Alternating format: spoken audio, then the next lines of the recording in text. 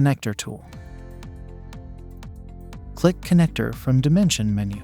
Select Perpendicular 90 from Local menu. Connect entities with Connector. Select Perpendicular 90 from Local menu. Connect in tights with Connector.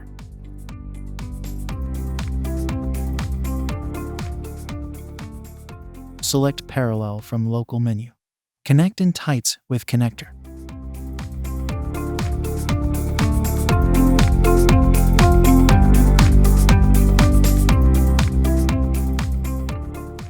Select Perpendicular 270 from Local menu.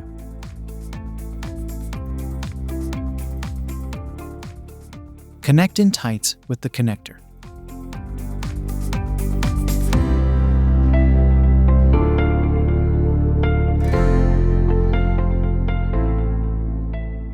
Thanks for watching.